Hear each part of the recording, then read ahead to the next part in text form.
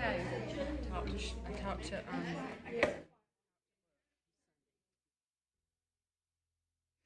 And she goes, just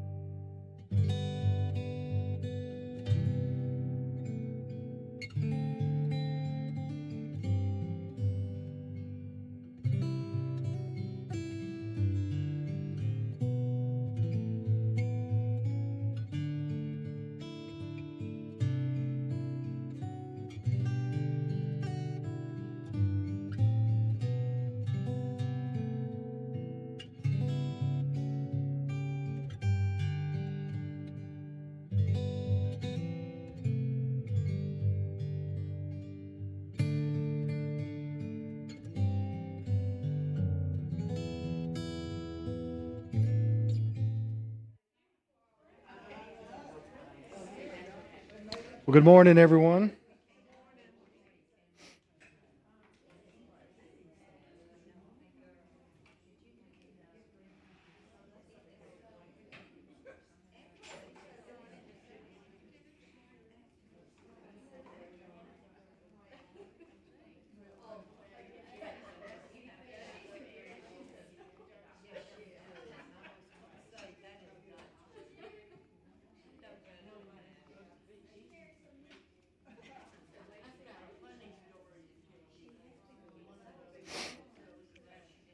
All right, let's go ahead and we'll come together. And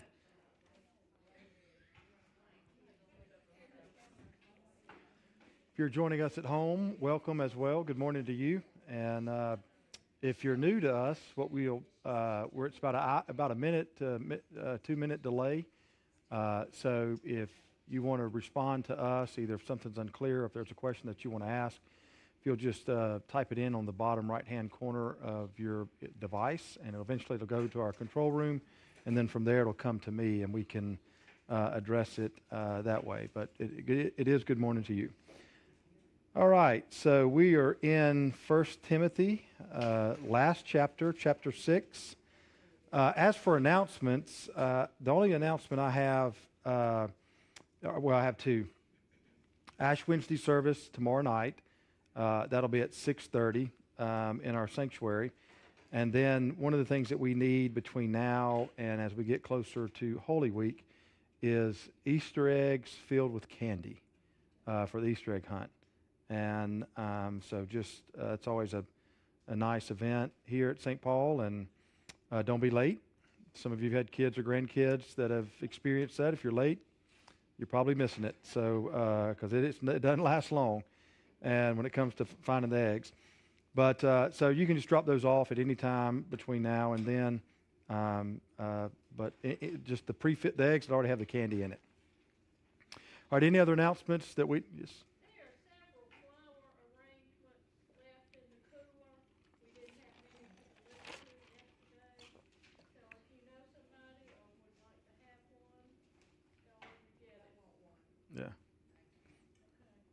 And we're all good on bases too. We don't need any more of those. Let me tell you. So wow. I mean, if y'all want to take a couple of those with you as well, you can have some flowers if you take 5 vases. All right. So it's like a reverse split. So you can take as many as you want because they're everywhere now. All right. Any other announcements that we need to mention that y'all? Mm-hmm.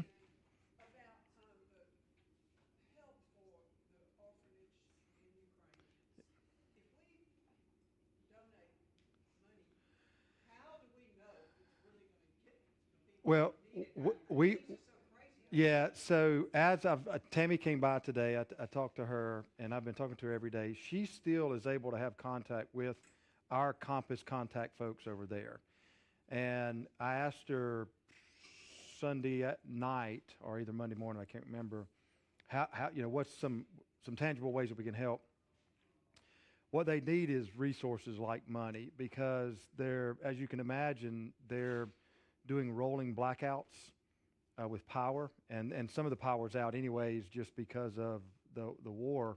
And so what they need in the orphanages is generators to keep, so for meal prep, medical care, still winter over there, so for heat. Um, and unfortunately, they're about $500. They're more expensive now because of the war. And it's not a commercial one. It's just a little personal one, but that can maybe keep a room warm and at least keep part of it, or at least that portion of the building. The next thing is food. Obviously, there are rations around that, and so they're trying to secure what we would probably call those MREs, those prepackaged meals. But that's about the best way we can help right now. And she said we are still able to get we're able to transfer electronically those resources. They are able to go to those persons, and then they're able to secure what they need, at least for the time being. So those are the two most pressing needs. But it's going to be a little fluid. And so it'll, we hope it doesn't get worse, right? And but so Tammy's going to have something on Sundays, or like those little.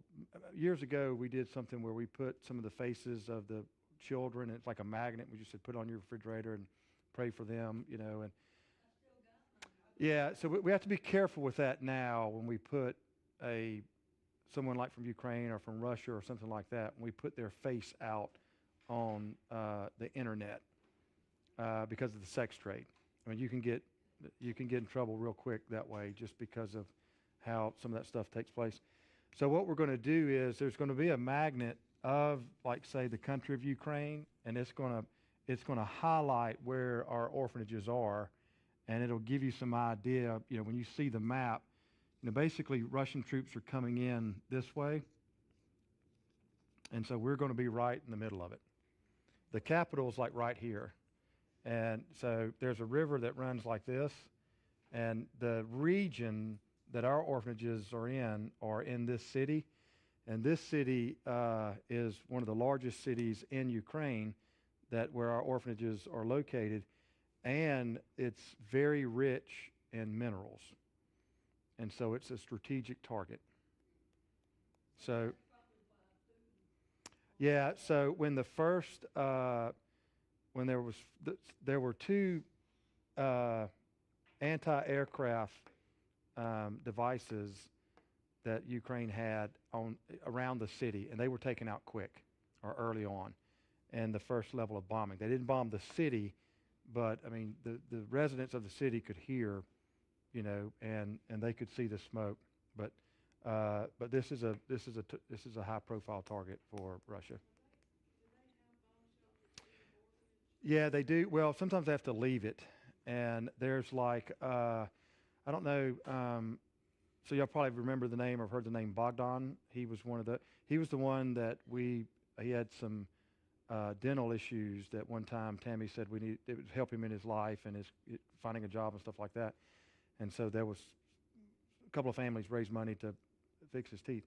And he is doing a daily blog that we're still able to see, and basically just sort of it's like a daily. This is what we're doing now, and I think it was yesterday. Grace was showing me that what they can do. They're like schools have shelters, and there's all types of maps, and that he, that you can if they're in need of a shelter, that's where they go. And so sometimes depending on, I guess, when the sirens go off, I don't know if they can determine how severe the issue is going to be or not, but they can. The problem is you got babies, to evacuate one of the orphanages. I mean, that's real difficult. It's not just like a family walking across the street to go to a shelter. So they're fairly vulnerable, So far, civilians haven't been targeted. There's so far it's been there has been civilian casualties, but hasn't been a scorched earth type war. But I don't know if y'all been following the news, but some of the news has shown some of the types of bombs that Russia now is moving into close proximity, and there are those hydrogen, not like nuclear bombs, but the bombs that explode like 500 feet above it hits the ground, and then it just liquefies everything. It sucks out all the certain gases in the air, and what it does is it burns from the inside, really. Yeah, but yeah. So would you think attacking a country, as well? So we hope again. I hope that doesn't come to be. I wouldn't put past anything to happen. But right now, obviously it's horrible, but at least they're not targeting civilians, or they're not trying to target, what I would call a scorched earth, where you pretty much nullify the city of any resident, so then the troops can come in without any worries whatsoever.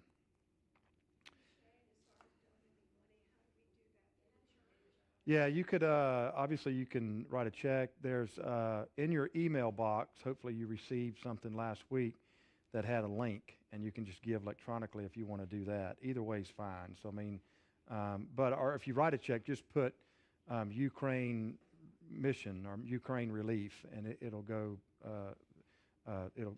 Cindy knows to look out for that.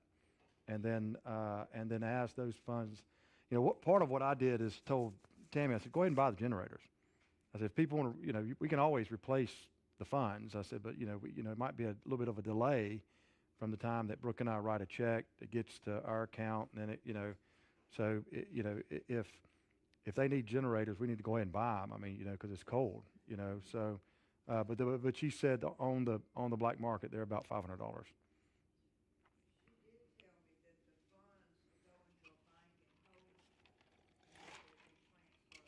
Yeah. Right. Yeah. It's so anytime, I'll say this the best way I can.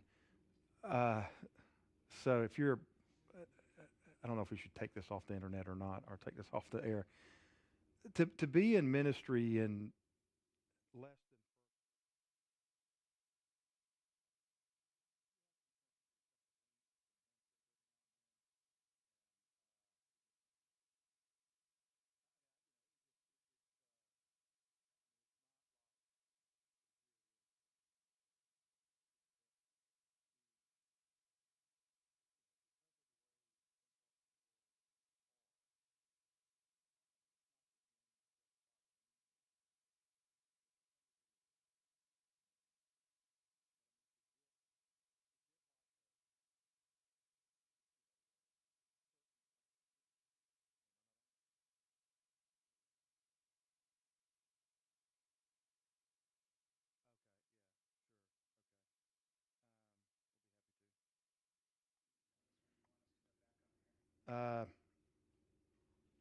yeah, when you see me say turn it back on. How about that? Yeah. So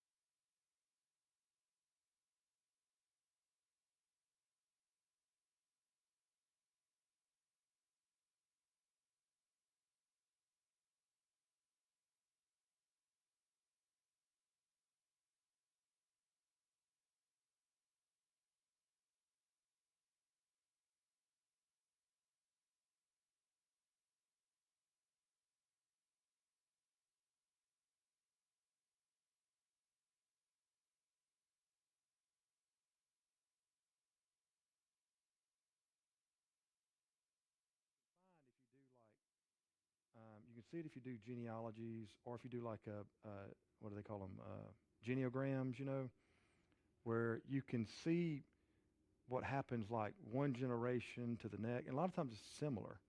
And, where this might have happened to great-great-granddaddy, and then it happens to granddad or great-granddaddy, and then granddad, or grandma. And you can see how it just sort of plays out in family dynamics. Well, to change those patterns, that's a long haul game, but it can happen, and so to do that in some place like Ukraine, that has some societal issues, and then at the same time you're dealing with family dynamics, you have to be in ministry with them for long times. One or two trips, unless you're going to build something, it is helpful. It's just not going to be transformational. And so transformational takes place over the long haul. And so thankfully we're getting to see some of that. And some of you who've been involved with our Ukraine ministry for a long time, you've witnessed some of that, even if it is, indirectly, and which is a good thing. So you get to see families, or you get to see children who had no concept of a family now have a family of their own, and they're doing it in a wonderful way. Now I would imagine if we live long enough, and you watch then that, those children born who grew up in the orphanage, when the orphanage children that we know are grandparents, and you watch, then that, you're going to see it even more play out. And if I had to guess, in degrees of wholeness. Now, obviously, there's something like a war that can change all that, but, all things being equal, that's how things change over the long haul. Just when it comes to family and things in society, it just takes longer. It's not quick fixes. So, anyways. All right, any other questions? Yeah, just say Ukraine orphan, or you can just say Ukraine war ministry, whatever. Just anything like that. Just mark it that way, and you can give it to you can either give online. They'll actually be, if you give online electronically, there's a little, you click the link, it opens up, and you can either click this is for Ukraine, or you can put in a little description it's for Ukraine. And but if you write a check, just put down on the bottom left, this is for Ukraine help, and kind of go from there. One of the things that some of the Methodist churches in Ukraine have become places of aid and help as well. So it's not just the orphanages that we're part of. There's all types of help going on. But I appreciate y'all's concern, and definitely pray.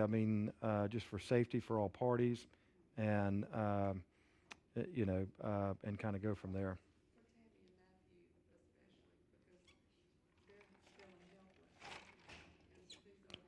Mm-hmm. And those that have been, there have been a few who have been over multiple times. Obviously, that's more than it is a name, but it's a name that they've also got an experience with. So, all right. Any other announcements before we jump in? All right, let's pray. Lord, today we are gathered in your name, and for this we are grateful. What we pray, God, is that you would be with us in our time of study and our time of reflection and learning, and then and also an application. At the same time, God, we pray for Ukraine. We pray for those that are in harm's way. We especially pray for the most vulnerable. And then we also pray for peace, that war would stop, and that you would use any and all ways in order for that to happen. For all this we give thanks. We pray in your name. Amen. All right, so 1 Timothy chapter 6, last chapter in the book. And so we're moving, think back to 5 is chapter 5 we looked at last week, and that is Paul just giving instructions, again, instructions for the church, or instructions to Timothy and Timothy's leadership for the church. A lot of it still having to do with elders, having to do with deacons or people of service. And then there was a real issue around widows, and what constitutes a widow in a sense of widow in need of church support, what doesn't. there was also there were some widows that were engaging with the false teachers, and from that was causing disruption to the unity of the church. And so Paul addressed all that in chapter 5. When we move into chapter 6, it's still going to be just giving general instructions to Timothy and to the church as a whole. The first part of chapter 6 deals with slavery, or at least the issue of slavery is mentioned. And so I just want to frame, before we jump into the text, I want to frame a little bit about slavery, the difference between maybe slavery in say, American history compared to slavery in the New Testament. If you might remember, so the Ephesians letter was written to the same church. So when you read 1 Timothy, 1 Timothy and Ephesians, they don't go together, but they're written by the same person to the same community. And so in I think it's Ephesians chapter 6, Paul, end of 5, beginning of 6, Paul dealt with the power structures inside of Ephesus at that time. And that's where he addresses husband and then wives and then parents, then children, and then either owner or master, and then slave or bondservant.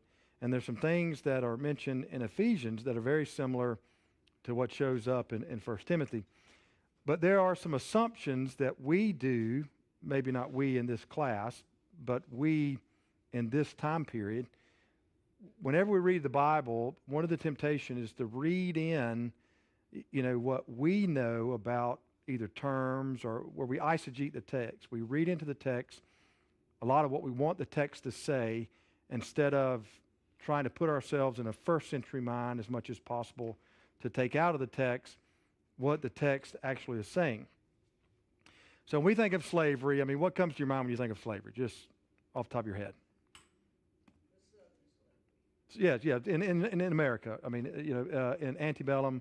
So what are some of the descriptive words you would use to describe that? Abuse, servant. What? Yeah. So what else? Bondage. Right. Yeah. So, but just all types of assumptions that come with that. In the New Testament, to take American slavery and then to apply that to New Testament slavery, you're not on the same page. They're not even close. And because there were slaves in the Roman world, but there were a wide degree of levels of slaves.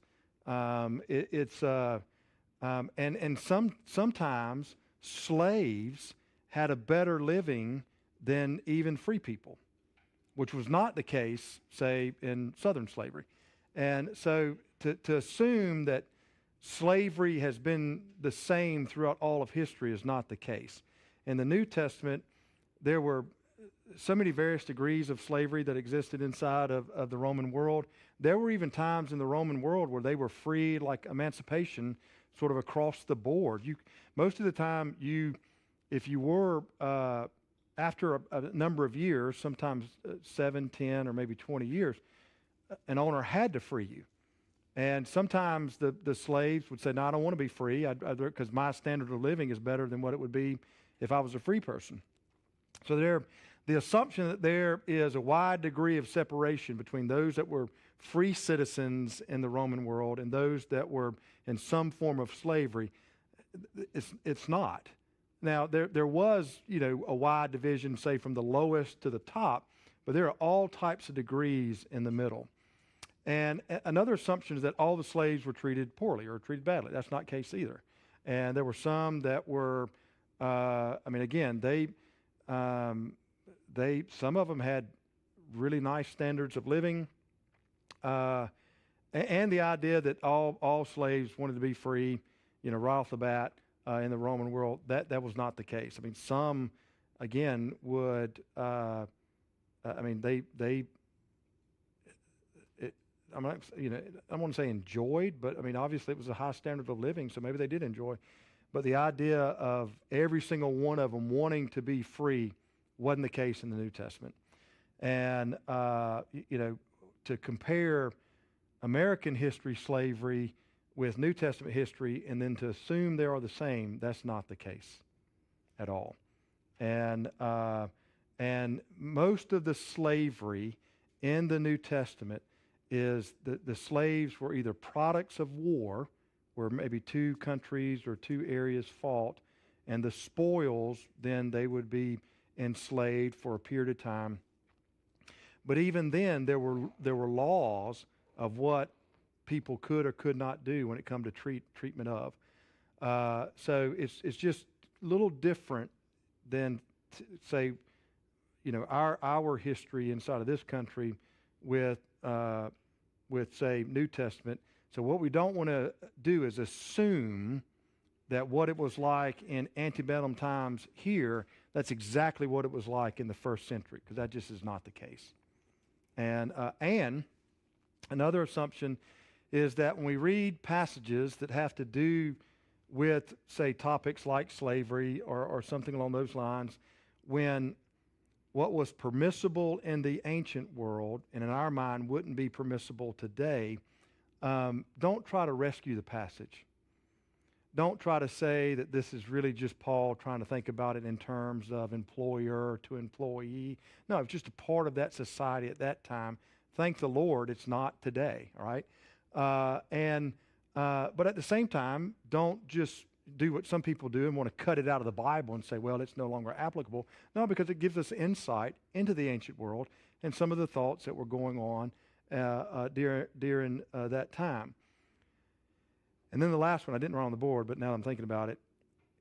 Christians were such a small minority in the Roman world. The idea that says, for instance, why didn't Paul just say we need to free all the slaves and rid this from society? That would be like the 1% trying to tell the 99% what to do. I mean, basically, when you read Ephesians, he pretty much, in theory, destroys slavery anyways as a practice. But there was no way that Christians could have changed that society. They didn't have any power. And again, Christianity is not a proved religion in the Roman world until early 300s.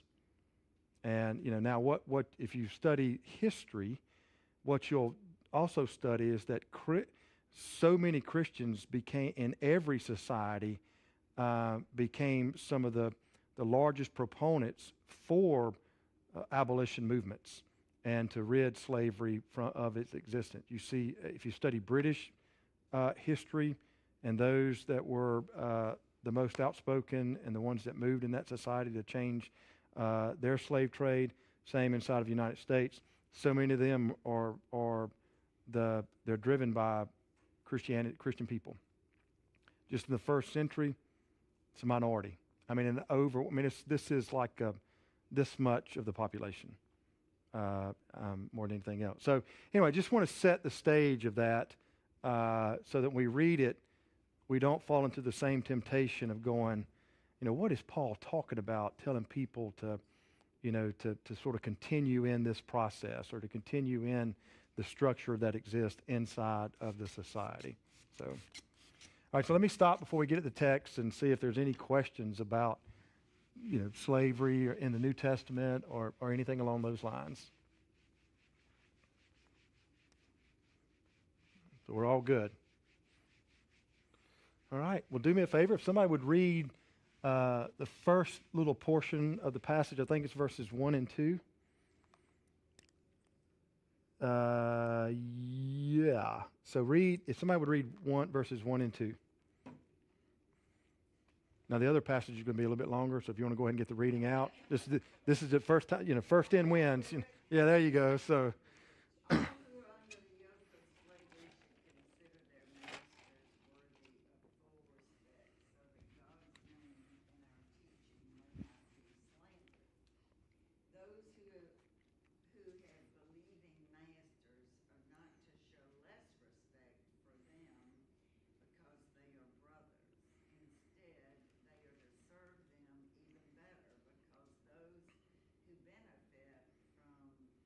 Service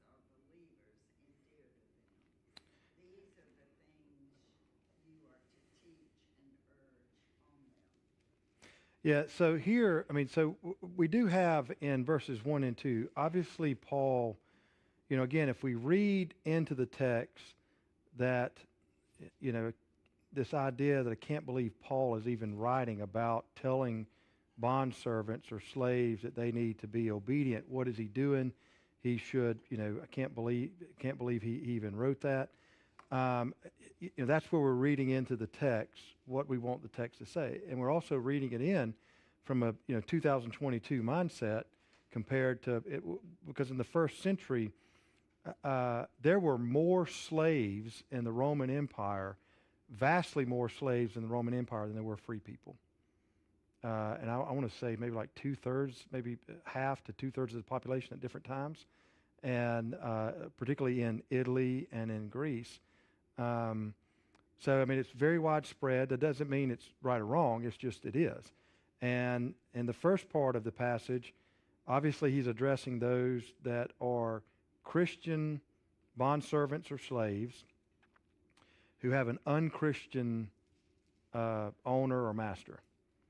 And then the second part of what was read is bondservant, Christian bondservant or slave to Christian owner or master. And for Paul, the issue is not to comment on whether or not slavery is good or bad. He actually, in Ephesians, he sort of does an in around on it and basically destroys the institution, because he says whatever applies to the bondservant, that also applies to the owner. If you're Christian, that we're all linked in this together, and the idea for here in Timothy is that wherever you fall in life, you have to see it through the lens of your faith. And so if it comes to the either the expectation or the treatment of people, you don't have free reign.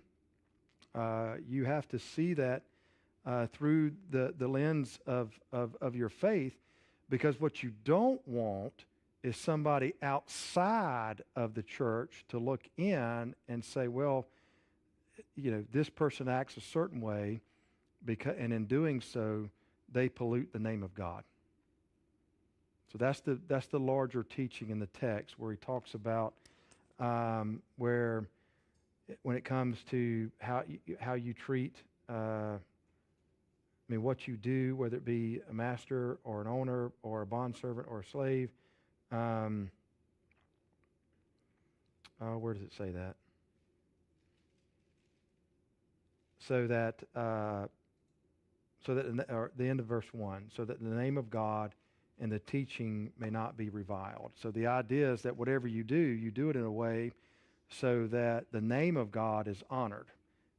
He's not commenting on whether or not slavery should or should not exist. But inside of this structure, inside of their society, what you do actually matters. Now, again, we're not going to try to rescue the passage, because it deals with a topic that that is detestable or something that we glad doesn't exist, at least in our society. But for Paul, it was more important to live your life so that there was to avoid reproach against the name of God and the teaching of the church, particularly for those that are outside looking in. So that's again, it's not a passage just because the subject matter is what it is. It is difficult for some when they read this passage. He's not writing about should slavery exist or not. That's not the question that he's trying to, or it's not the topic that he's getting at. The issue is that inside of the structures of that society, what does your faith say about how you act? And so what would be maybe some of the corollaries inside of our society? Is this something that we just say, well, it's cultural back then, it doesn't apply to us, and move on?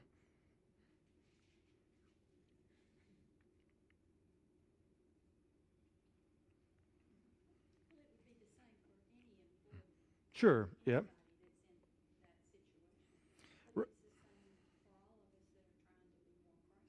Sure, right. So the response is, and we're trying to be more Christ-like. Whether we look, obviously it does apply to job or employment or whatever it may be. But I mean, so on anything. I mean, there are some things that you can't control, and that doesn't mean you need to be passive on it. But inside of that, here's a good example. So if you study American slavery, all right, to resist the social structure, but to try to do it in peaceful means. All right. So I mean that was a way that there was resistance to civil disobedience, right? But to do civil disobedience in a peaceful way. Well, I mean, what was the thought behind that, or the stimulus behind that type of resistance? So much it had to do with faith. I mean, we're not going to repay evil for evil, or we're not going to repay bad for bad. If we want to change the structures of society, we're going to do it in a way that is in line with what we believe. So that would be, say, if we try to make a jump into our day and time, or at least say, 100 years ago. I mean, or even longer, in civil rights movements, things of that nature. So I mean, there are things that we have to think about, that some things that in the process of the change of society, how do we do that is, also involves what we believe.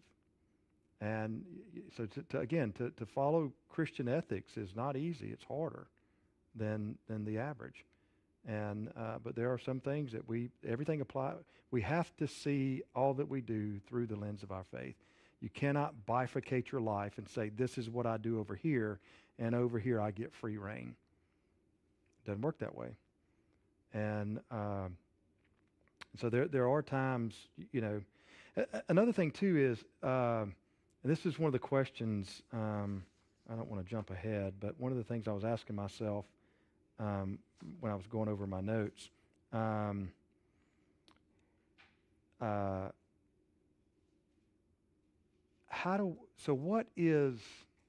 of the things that we find in the New Testament is that all are equal before God, right?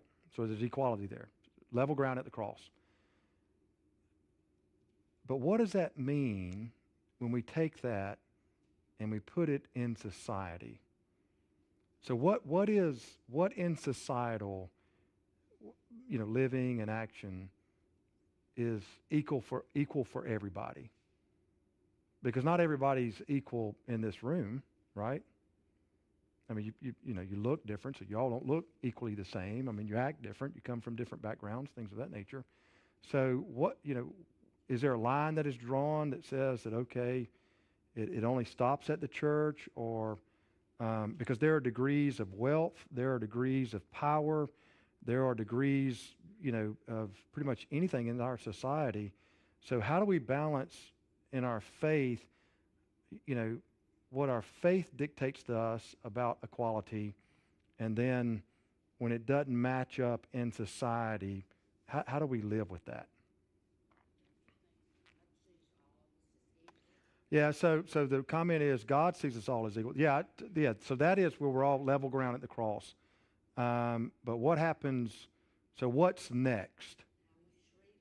Yeah. So these are the common things. We're equal before God. How we treat each other, at least when it comes to, from the Christian perspective, regardless of status in society, our response to everybody is going to be the same. All right, so those would be the things that we carry forward outside of the church. Or are there others? I mean, good answers. I mean, no matter your circumstances, you follow the same ethical standards sure. that are purported by your faith. Right, that's right. Accepted. Yeah, so, but I'm not sure. So I agree with all that. I think those are great answers. Yeah, so how you treat the person, all right, is indeterminate of status or place. Okay? So, but what might not exist in society is that all people are going to be of equal status. Now, I'm not promoting slave, but I'm just talking about inside of our society. I mean, because there are degrees of wealth, there are degrees of power, there are degrees of influence, and those we want to be informed by our faith, but some of those things we can't control, right? Yeah, but so that's right. So your response to a person is going to be the same regardless. But so you love the person that's here and you love the person that here that is the same. What I'm saying is that faith in God doesn't make this happen. In society, there might... Through our current money-raising efforts here at the church, we are supporting Open Door Right. and the programs that they That's right. offer to Mhm. help those rise up. That's right. And so so those, at some point the Christian has to determine or quantify what are those basic tenets of equality that we will be a part of. And so maybe, what is it? Is it freedom? Is it food and shelter? I mean, there are degrees and what we can't control. So here's a good example. Open Door. We raise money for Open Door, which does what? Provides basic living as much as possible and tries to give some level of advancement, teaching, things like that, education. Yep. Sure. And we take care of children in the afternoon. Right. But why don't y'all all go sell your homes, and then y'all go live in Open Door, and then you give your homes to... You see what I mean? I'm being... But look at the family, Sure. Truth Stream. Yeah, so... They have really, Right. they are serving God with their family Sure. on the streets. That's right. Style of ministry. But that's not everybody. I mean, do y'all live in Tree Springs? I don't live in Tree Springs. I mean, no, what I'm saying is that just because there are degrees of status in society, that the Bible teaches what you do with those degrees of society is you treat all the same. But there's going to be degrees in society. Yeah, exactly right. So say more to that. So I know what you mean. Sure. Oh gosh, yeah. Right. Oh yeah.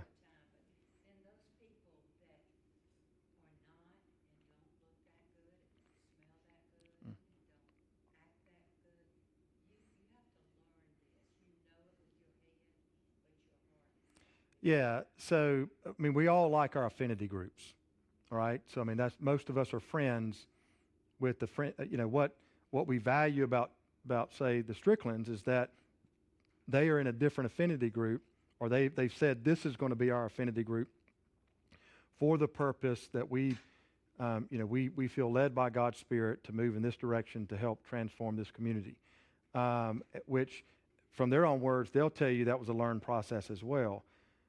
What I'm saying is that, and I think everybody, y'all have answered the same thing, is our response to people who live in a society where there are degrees of status. There are some things that across the board there's equality. And when those things that are across the board are either taken away or they are ruptured or whatever it may be, the Christian response is to reestablish that equality, but only on the basic, or whatever it is, the line that is drawn. There are other things that are above that line, and we've named a few, wealth, power, influence, things like that we cannot control. So I still have some puzzled looks on faces, so I'm not explaining this the way... You can't go, if you're a person of means and you give everything away so that you're now over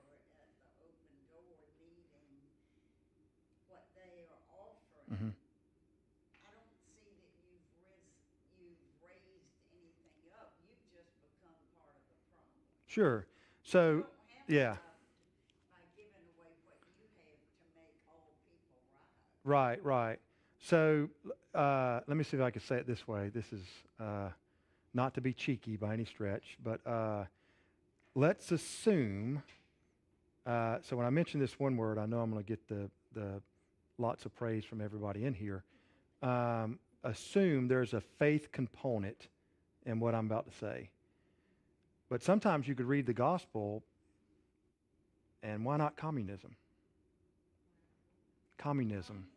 Where everybody's equal. That's right. Just like those, didn't they do that in the very beginning? Yeah, so hang on. Do what? My favorite example was in the paper about a teacher who was teaching her children about socialism. Right. And she said, okay, I'm going to give a test, and I'm going to take an Sure. average of the test. And so the A students worked real hard and made their A's. The F students did their usual. And she averaged it out, and everybody came out with a C. Well, that upset the A students. The F students were happy, but then they all sort of decided to do nothing, and by Right. the end of the quarter, Yeah. they all ended up Sure. with F. No, I mean, I've read that. That's, but But it's also like you just said at the beginning, whether you want to think this or not, there's a little bit under the table that you've got to slide to Mm. do this. Sure. What you want over in those countries. And Right. you said maybe not here, but maybe it is. Well, so there is a line of what, when it comes to all being equal under God, that would be, and we've talked about some of them, level ground at the cross. One of the Corinthian creeds was that all are one in Christ, neither Jew nor Greek, male nor free, slave nor owner, or bondservant or free person. So there are things that we take outside of the church into society that are non-negotiables, which means if those are in society, if that line is broken, then the Christians rally to change society to where the line is restored. The reason why you're upset with Ukraine and Russia is an example, right? Okay? So there are, and so whether or not you're a Christian or not, I mean, you can look at it from a political side and say, yeah, we don't like this. But there's something inside of your faith, that strikes a faith chord that says, this is wrong, right? So, but this line is not going to be the same line that will be to define wealth or not, or power or not, or influence or not. As long as they're not abused, it doesn't cross the line.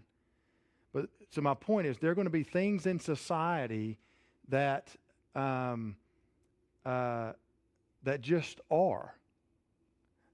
But the church responds to everyone in the same way, regardless of where they are. Like I remember a seminary professor asking me, is God predisposed towards the poor when you read the gospel? Some of you shaking your head, some people shaking no, because it split our class. And so one of the assignments was that some of the students had to go spend a weekend at a homeless shelter, me being one. Well, I can tell you there's a level of a line now in my mind that if that's broken, that's a moral evil. We just spent last chapter Mm-hmm. talking about how you're supposed to help those who need help, but you're not supposed to help those who are being lazy. Sure, absolutely, yeah. So perfect example that Widows who are Yeah, so they're going to be our treatment to people, regardless of where they are, regardless of where they are in society, should be not dependent or determined by where they sit in society. You are to love everyone, all right? You are to, I mean, your response to them really is not anything other than you respond to them the same way that God has responded to you. So that is the determining factor for how you respond. But in every society, there are going to be things in the society that, maybe God cares about, maybe he doesn't. As long as this line isn't broken, perhaps God is okay with it.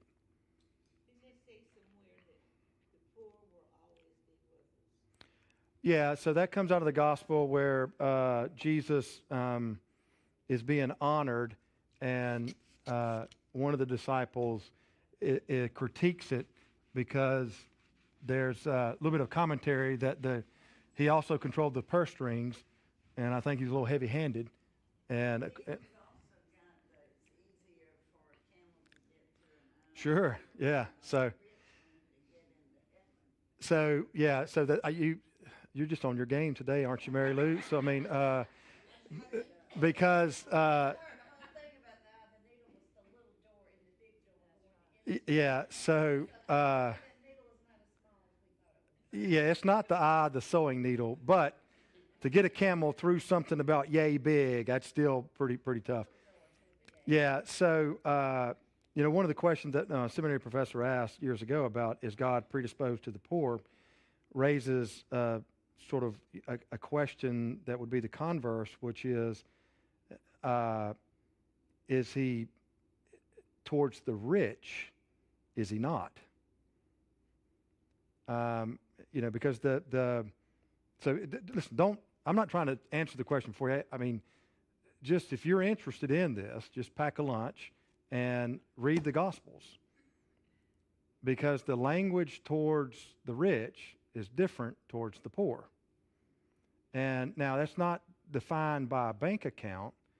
It's defined by self-sufficiency, which it can be a byproduct of wealth.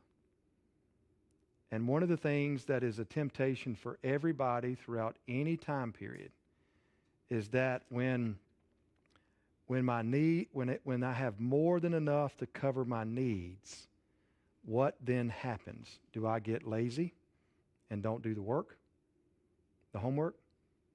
Or do I become greedy? Do I become self-sufficient in the sense that I don't need God or anybody or whatever it may be, because I have defined my sense of wholeness and security not from God, but by my own means? Sounds like a Disney flick, so, yeah.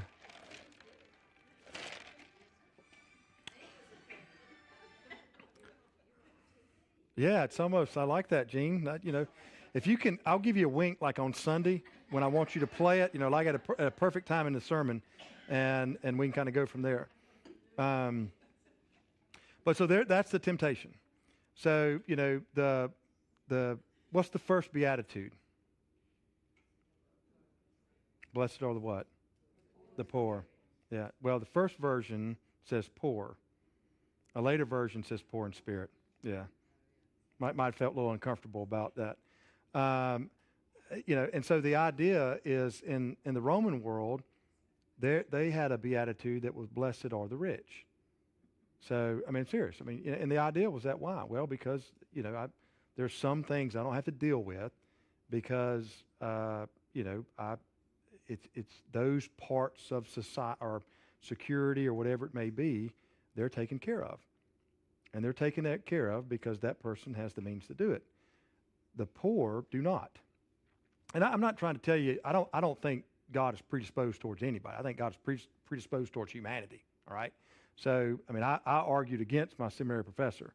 But I will tell you, there is a line of some things that have to exist inside society that if those things or that don't exist, I think the Christian should work in whatever means possible to reestablish that line. And but that line here is for everybody.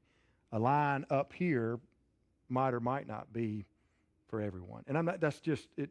It's not an indication of whether or not that's good or bad. These are just the basic tenets of the honor and dignity that is afforded to all humanity. And there's something about Christians that their faith, I would argue, would push them into that direction. Some of writing, thinking. That's the deep water of Christian ethics, by the way. So, I mean, you've moved to third level class. Because the reality is in the world, you're dealing with people that Yeah, so, are motivated. well, yeah, see, it's funny you mentioned that. We had it, so the comment was the reality of just applying faith or theology into society, which is, I'm paraphrasing, but it's, yeah, so, I mean, you've got because you got people who are Christian, who aren't Christian. You got all things that exist there. We had a conversation in our staff yesterday about what does it look like for a definition, say a theological definition of something, and then what does that look like when we take that theological definition and we apply it in society? So then it becomes more about practice of ministry. And then how do you do that in a world that is gray? Is that the elusive kingdom of heaven? It could be. We're just talking about a tiny little piece of the kingdom of heaven. So how do you take so you pray in the Lord's Prayer, our Father who art in heaven, what? Hallowed be thy name. Then what's next? That thy will be done. So on earth as it is in heaven. So there's something inside of our faith in God is where we take what the kingdom of God is like and we want it to look like this inside of our world. Well, they're sometimes a world apart. And so how do we bring one closer to the other? And it's going to be difficult, and it's not going to be as clean as what we would want it to be. And in this case, so to redeem the passage, Paul is not trying to talk about the pros and cons of slavery. It's part of the society that was there, and he's not trying to say this is good or this is bad. What he's saying is that this is a reality for some people, and just because it's a reality of some people, our faith still determines what we do. All right? And listen, if it's not slavery, because it's not in our, there'll be something that'll be similar in your life. Now, I'm not talking about slavery, but there'll be something that is gray in society. And, what we can't do is say, well, he just really doesn't define it the way I want to, so I don't have to worry about it. No, you don't. Can't do that. I think sometimes that's where we trust the Holy Spirit to work inside of the degrees of gray and to allow God to help move us in a direction that hopefully His kingdom comes. All right? Loving the sinner and hating the sin. Mm-hmm. So we got to love everybody. Mm-hmm. That's right. We have to love everybody, but we may not like Sure. that. Sure. Well, and there's the rub. All right. So, I mean, and that's not to get, kind of interpersonal, but you and God can determine what your intent is. And, I mean, that's not something that no one knows what my intent is. You might know what my action is, what you see or you witness, but unless I tell you, And unless I'm being honest or authentic, you're not going to know. And so, I mean, so in a minute we're going to talk about greed. I mean, here's your question before we break. How do you define greed? All right, so that's your homework. 7-minute break. Come back and we'll jump in. Oh, sure.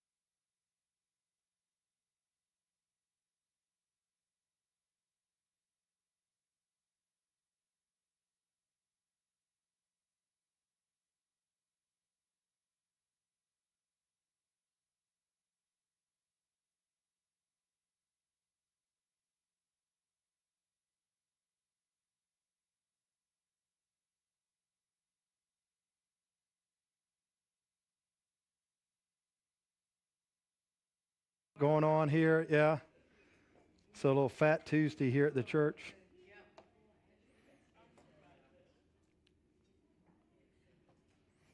Yeah, Nan does a good job. Shane, I'm thinking about when Jesus told the disciples to lay down your nets and come and follow me. Mm-hmm. You might have to lay down their nets because when they're following him, that has always been a tug at my heart. If I'd been standing there and he told me that, what would Yeah, so there's. the same as what we're talking about here, Mm-hmm. the rich and the poor, Right. what Mary Lou said.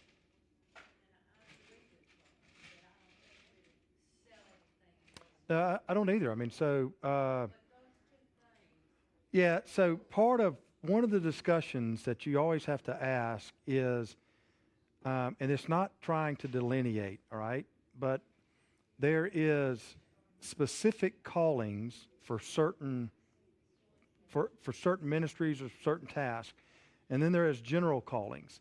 And so to determine the difference, so what is true for all Christians is the general calling, okay? And that's that line I'm talking about. And then there's going to be specific callings that some people discern and then follow through. So Jesus acknowledged wealthy people all the time, and the issue is not that some. And we're going to get to this. It's probably not going to be this week, but next week we're going to get to it. He doesn't. The issue is not whether or not somebody is wealthy or not. The issue is what do they do with their wealth, and that includes behavior and intent. And so when we read the Gospels, sometimes Jesus is talking about the intent that of the person's heart, and sometimes they're talking about the practice, or he's talking about the practice. And so the gospel reader has to determine which. Sometimes it's both. And so the issue is not to go and sell everything. That's not the issue. The issue is what ultimately is the central determining factor and influence in your life. And if that is making the decisions for you, then that'll tell you what you worship. And so it's so the average it's been a while since I've checked this, and the average person inside the church, now this is just an average, all right, so gives about 2% of their income to charitable giving, all right? So that's a problem. All right, it's not tied to an amount. All right, so it's not like if somebody gets $5, that's more important than someone who gives, $1,000 or whatever it may be. So the issue then becomes again, it's not tied to the amount, but the issue is why. So is that they go through a season in their life where something happens and that prohibits them? Okay, that's fine. That happens from time to time, but that could be a season in their life, or it could be, and I'm not talking about anybody in this room. I can just tell you about our society. Or it could be we have a problem with spending. All right, or it could be we're just greedy, or it could be nobody taught us. I mean, there's all kind of reasons to that, and so the issue becomes. And if it's not that, maybe it's your time, all right? So it could be anything, all right? So the difference between the ancient world and the world we live in is they were more honest. So when Paul, in the passage from Sunday, in the Acts passage, he's walking down the streets of Athens, and he sees all these temples or all these little idols on the street where almost like little prayer areas, and this one would be to this God, and to that God, and to this God, and to that God. And so what they did in the ancient world, they just named really what was most important to them. Because they had a God for everything. I mean, go home and Google up the gods of the Greeks and the Romans. I mean, you know the ones like Zeus and all, you can watch those movies and they'll give you a little bit of it. But it goes on forever. And so they just would go down and worship. Sometimes they would be the place for the city. I mean, like Artemis in Ephesus. But, they just were up front with it. Now, we still have the same gods in our society. All right? So the God of beauty doesn't exist in America. Beauty. Yeah, Becky, we got you. I was waiting on that one. Take that picture. You know what I mean? But I mean, there's a whole industry. The God of beauty. Beauty. Cosmetics, Botox, everything that goes with that, all right? So, I mean, it's okay. I mean, I'm not listening, but I mean, so why? I mean, why do we do that? Well, because we value physical beauty. Now, you can value physical beauty. Listen, the whole workout industry is based on that, right? So, I mean, it's okay. It's not saying it's wrong, but if that becomes your God, let me tell you, that's an idol. All right? There were two gods for drink. Doesn't exist in the United States, right? Alcohol industry. Doesn't exist, right? I think I see most of y'all in the bottle shop than I see any place else, all right? So, I mean, but the idea, I mean, but seriously, they just, that existed. The God of sex doesn't exist in America, right? None at all. We're all free from it, all right? Yeah. So, I mean, the difference is they just had, it was just public, and here it's private. And, not any of those are wrong in and of themselves, all right, as in a moral evil. It's what we do with it that involves our behavior, and it involves our intent, right? So both of those are in play. What we do with that, so if that becomes the major influence in our life, then that really is what we worship. And I mean, if you want to know, think about, I mean, how much time and energy you give to it. That'll tell you. I mean, people, what you pay attention to, that's the best discernment for what you worship. And I mean, so now, fair warning, okay? I mean, if you really want to know, take the legal pad, that's the prayer pad, you can take it home, and you just write down, how much you think about something. And, you're awake how many hours? So divide it by how many hours you're awake, and that'll tell you how much, I mean, you can make a nice little pie chart. I think about this, but the largest portion of the pie chart is going to tell you really what you value most. And whether we talk about wealth or poverty or whatever, it doesn't. You can take out any aspect, but that'll determine what you worship. And for different people, it's going to be different things. And the reason why it's difficult here is because we're real private about it. It's like we keep it a secret. And, and that's, secrets are, I mean, they're sometimes they can be like bondage. I mean, there's a reason why confession is a discipline. And I don't mean like confession to me or confessing to other people, but I mean, when somebody verbalizes something, it's a little bit of a game changer. And sometimes just getting it out in the open. So 12-step programs. Step 1, what? Hello, my name is Shane Green. I am a whatever, right? Well, I mean, guess what? You can't hide from it anymore.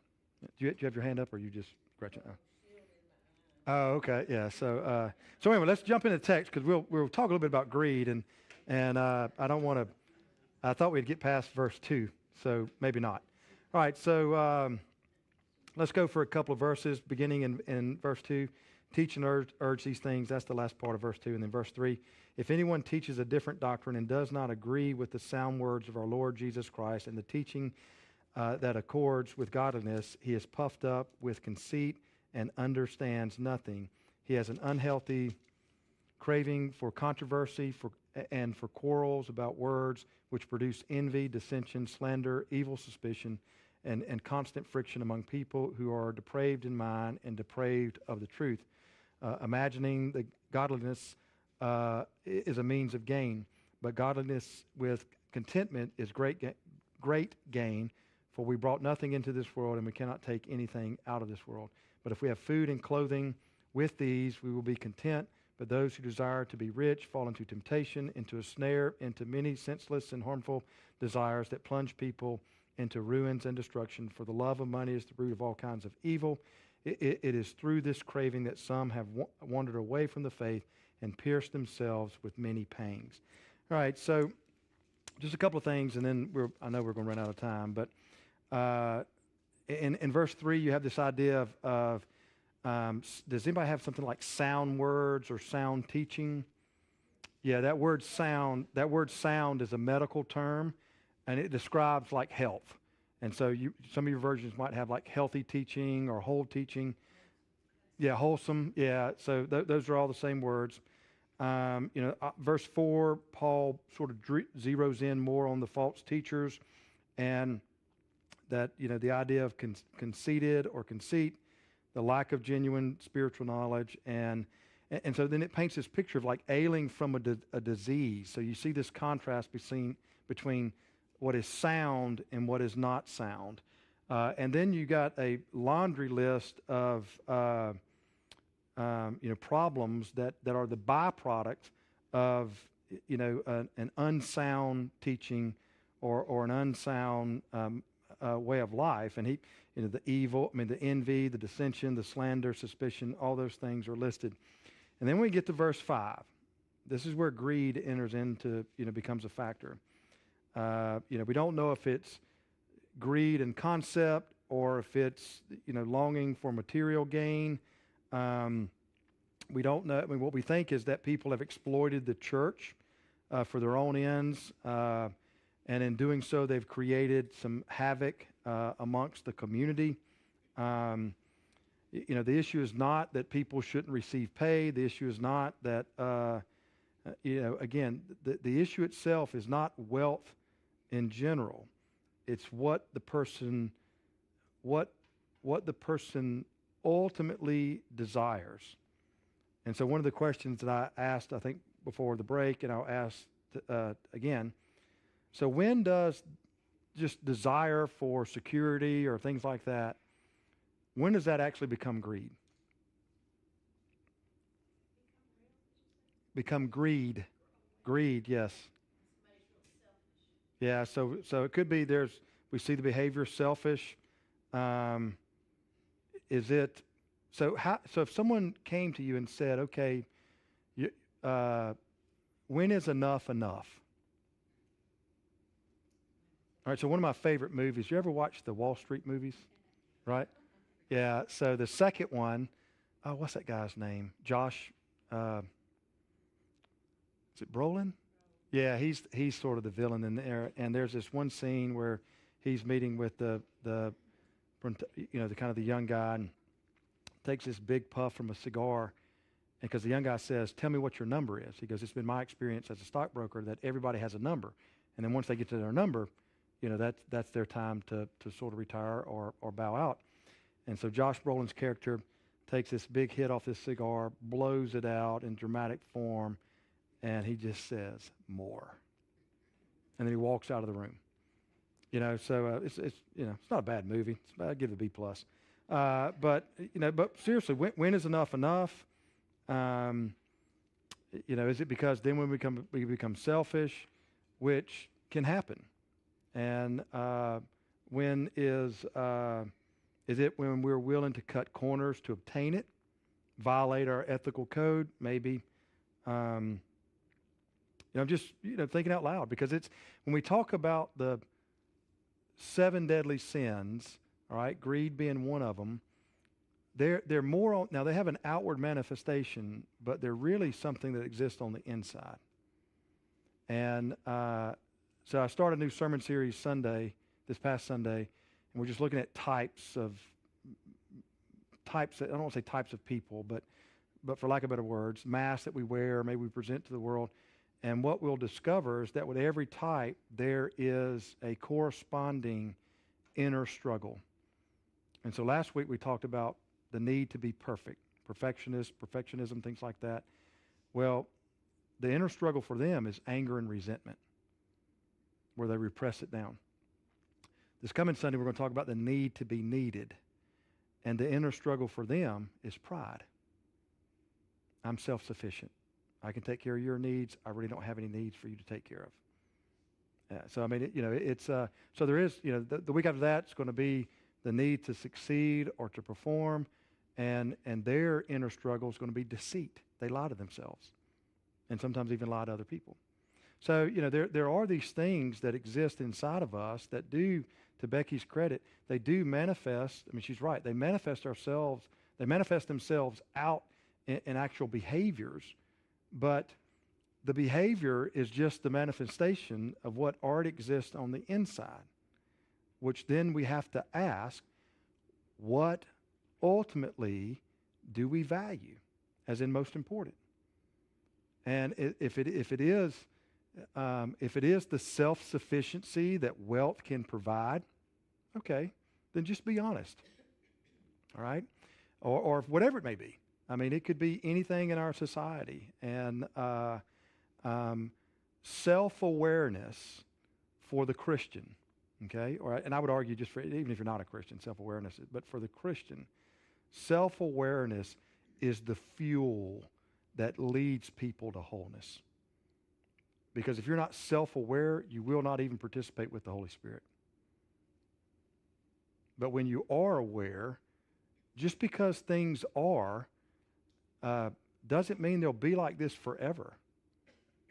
But if we don't know, I mean, it's like trying to fly a plane without a pilot. I mean, we're just kind of transmitting in the dark. And so self-awareness is huge. Part of what 1 Timothy, what Paul is talking or writing to Timothy, has to do with self-awareness. Timothy, make sure you are aware that these things are not part of your life. Some of that is going to be you personally. Some of that's going to be because it's not just who you are and what you teach. It's who you are and how you live. One of them's going to be a direct witness. The other one's going to be an indirect witness. But if you don't know Timothy as the leader, then how are the people going to know? And so that's true for all of us. And so there are going to be things inside of us that are going to be, they're perfect. God has already worked that stuff out, all right? Thanks be, okay? And there are going to be things that we're still moving on towards perfection. On those things, we need to know what they are. And if you really want to know, pay attention to what you pay attention to. I mean, that'll tell you what you value, and that'll tell you what you love and what really is the driving force behind you. And if it's painful, all right, it's still okay. I mean, just because things need to be changed doesn't mean that that's the end of the world. Give thanks because at least now we know. Because we can't work with God for change in that sanctification process if we're the ones that don't know. I mean, the way sanctification works, that's where we participate with the Holy Spirit to the point that we live into what God wants us to be and has already told us what we are, even though we're not. I mean, when it comes to practice. So, the work of the Spirit is to move us towards transformation. Well, we got to know what those things are, and because they're the influence in our life, and just because so not going back to the sermon series, not this coming Sunday, but next Sunday, that's me. So I'm going to preach about myself. And but the fact that I know that's who I am, it's actually very helpful. because I know that when stressed or when in situations where that can become the temptation for success, if I don't know that, I'm going to make bad decisions. But if I do know it, then, there's actually a lot of freedom in going, yeah, Lord, you still got to work on this one. So just it's not bad. No, airport shame. Yeah, well, airport shame's airport shame is when Shane moves into the red and really doesn't care if he hurts anybody's feelings. He just wants it to work out. And unfortunately, that happens when we travel internationally. So Brooke will say, keep airport Shane in the box. Do you think these qualities, Mhm. that may not be the Sure. are they shared by everybody, and just some people are more in control of this aspect and not so much of the So the question is, these talking about the sermon series, or so the so like the needs, the different needs or qualities, are they shared by everybody? Yeah, to some degree, but there's like one or two that becomes sort of these are the ones that really are our backyard. And like for instance, someone who longs for perfection, like the perfectionist, they might at times be a little bit more like a peacemaker.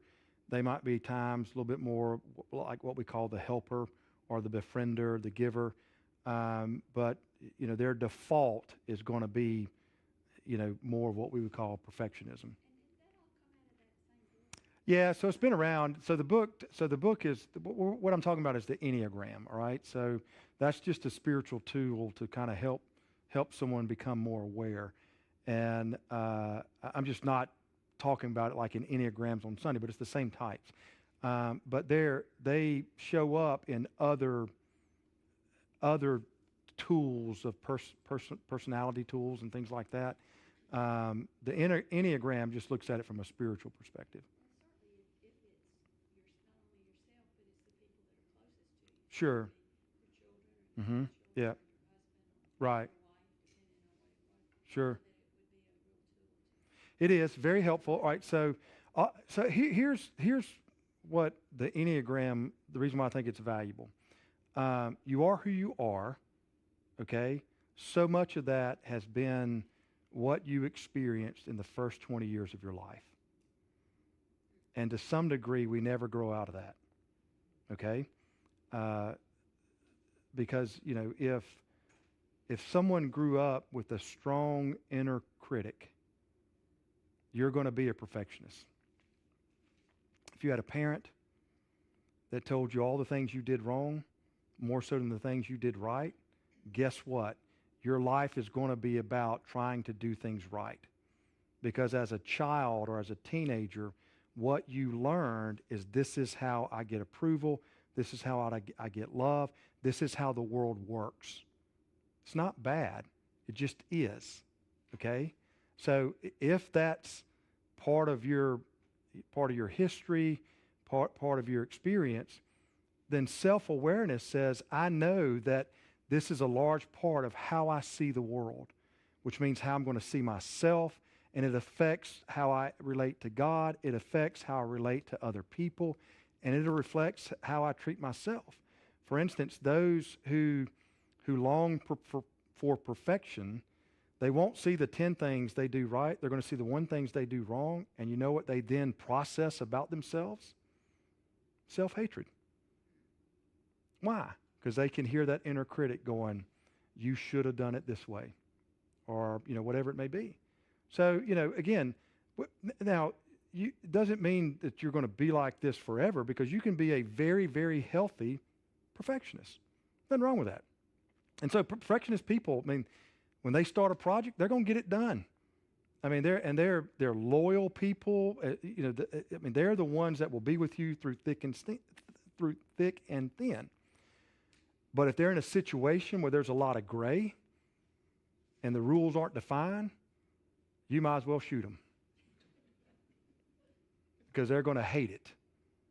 Because it's going to. Because why? Because they want they derive self-pleasure, self-approval from doing things that are right, and they want to know what the rules are ahead of time or what the objectives are so that they know that they're at least doing what they should be doing.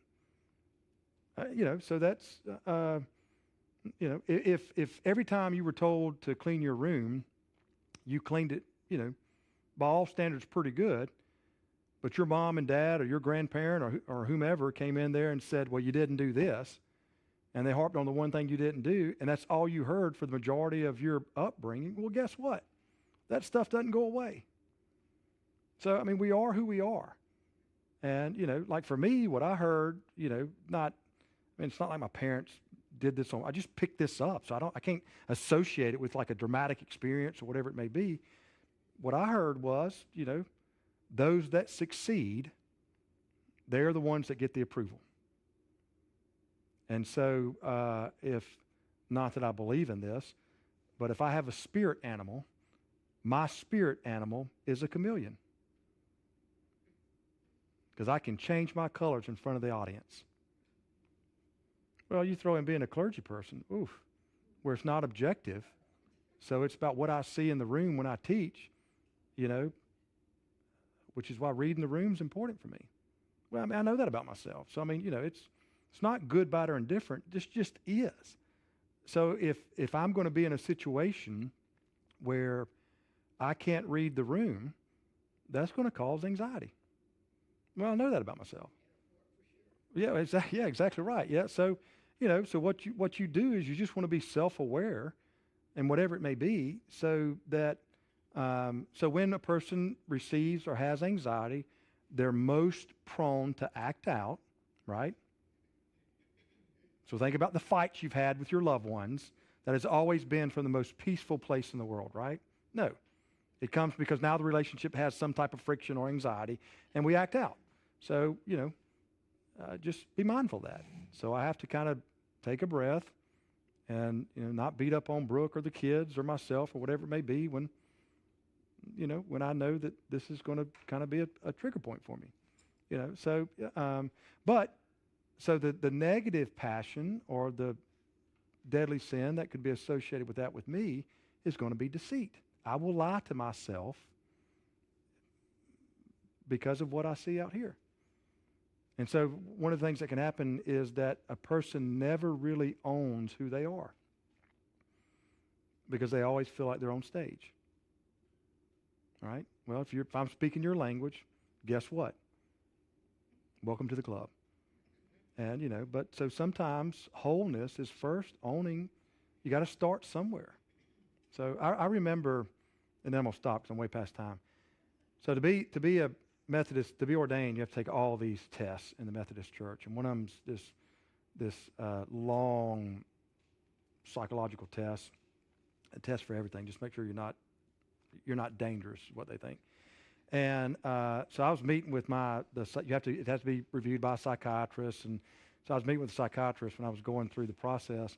And he showed me an image, and I'm not going to draw it, but I'm just going to do like circles. So one image was that of Superman, like this.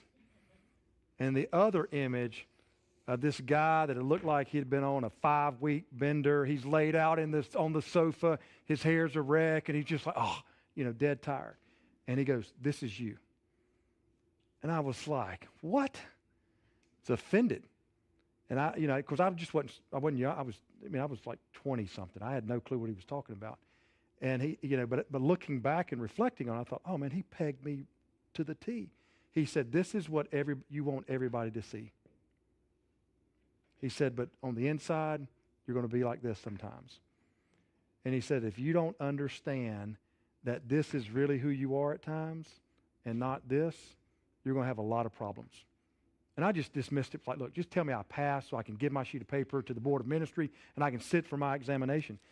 But as I've hopefully matured and I was like, oh, he nailed me. So, so it's not good or bad. It just is. But because I know that, there are times where I will perform even when I don't want to, or even when it's not healthy for me to perform, I have to be aware of that. Because the temptation would be, I'll lie to myself. So a good example would be, so I won't embrace time off. I won't embrace those things that actually build up a person for fear that I've got to perform. Well, what you do is you sacrifice yourself in unhealthy ways. Well, I know that about myself. So thankfully I had a wife, or I have a wife, not had, wrong tense, who also understood this. And so about 10 years into ministry said, you got to change some of this. Because I'd work 16, 17 hours a day. And she was like, it's not healthy for you, and it's definitely not going to be healthy for our marriage. And so I had to learn either change or not be married. Well, I like being married, so I did something about it. So, I mean, again, this is not, it's not, just because it is, doesn't make it wrong. It just is. But if you don't know, then you have a greater propensity to do wrong because of it. Anyway, so. What book? Oh, Enneagram. Is that it? That what you're talking about? Yeah. Yeah, so I'll send you a couple of books. I'll just get Kathy to send it out. The book that I've made our staff read is The Road Back to You. And it's a guy that's out of Nashville. So here's word of advice. When you read it, hold it loosely. Okay? Just so what I don't want is for people to be, I'm labeled. And because I'm labeled, then I'm fixed forever this way. Now, this is just a tool to help with self-awareness. So, when you read it, there'll be some things that you go, oh yeah, this is me. And if it is, then just know, then they'll probably bring out some stuff that'll say, you know what, you got to be careful because, one of your biggest struggles is going to be with X. Then reflect back and say, okay, is that true or not? And, some people this is helpful. Some people it's not. If it's not, then don't sweat it. And but I'll get Kathy to send it out. It's called the Enneagram, Enneagram, 2 Greek words. Yeah. So, but the book's called The Road. There are other books. There's and if you're interested in like some, this thing, you could spend the rest of your lifetime studying this. And but it's been around for thousands of years. I mean, it actually was developed, I think, in the 4th or 5th century, and just to help people with self-awareness. All right. Sorry about we'll make it up next week. About time. Go in peace.